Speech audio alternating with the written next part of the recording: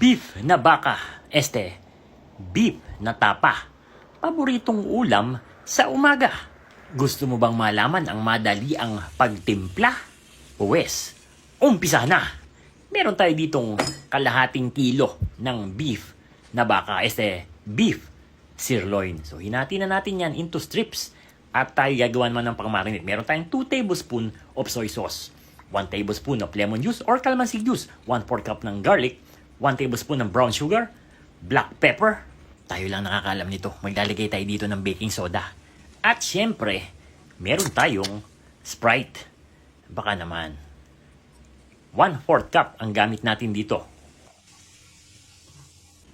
So, haluin lang natin hanggang sa mag-well combine ang ating mga ingredients. O ano, nahirapan ba kayo? Napakadali lang ng ating pang-marinate, di ba? So, ibabad na natin yung ating mga beef at atin itong haluin. Hayaan nating ma-absorb ng beef yung ating pang-marinate dito. At itong matindi. Alam nyo ba na idediretso na natin yan dun sa kawali? Kung gusto nyo i-marinate yan, okay lang. Pero ako, diretso na natin yan. Magpainit na tayo dito ng kawali at maglagay tayo dito ng mantika. At isa lang na natin yung ating mga baka.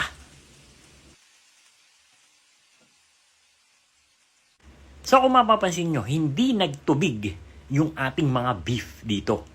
Ito ay dahil sa inilagay nating baking soda. So oras na para atin itong baligtarin. Dahil nga manipis lang ang hiwa natin doon sa ating baka, madali lang itong maluluto. Kung bibili kayo ng beef sa mga leading supermarket or groceries, hanapin nyo na yung sukiyaki cut. Ito ay napakanipis. Kaya mas madali itong maluluto dahil nga sobrang nipis. At this point, magdadagdag tayo dito ng mantika. At saka natin muling haluin. So ito na. We're almost done. But wait, there's more. Dahil inumpisa na natin ang tapa, bakit hindi pa natin lagyan ng pritong itlog?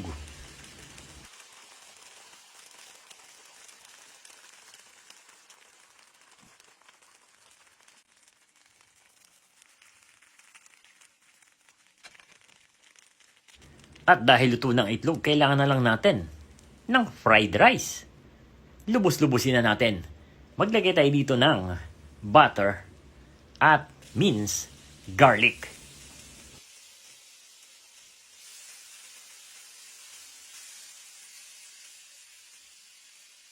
Medyo marami napasain kagabi, kaya meron tayong kaning lamig dito. Ito na lang yung ating gagamitin para sa ating fried rice. Oo nga pala, ikaw, ano ang madalas mong pinapakain na breakfast sa inyong mga anak? Paki-comment mo naman.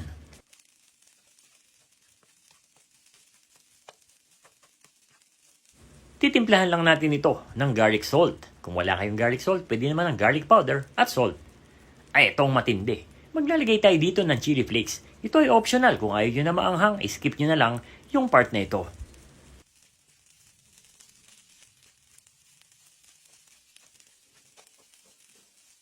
At syempre, yung spring onion. Haluin lang natin yan at ready na din yan. Sunod na natin ang ating plato.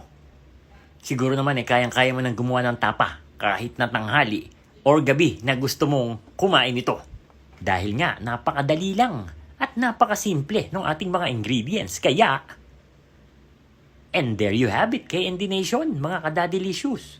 Ito yung ating version ng Easy Beef Tapa Marinate. Huwag ka nang magpa-late dahil paniguradong ito ang susunod na mag-hit. Basta pag kumain ka nito, huwag mong kakalimutan ng toothpick.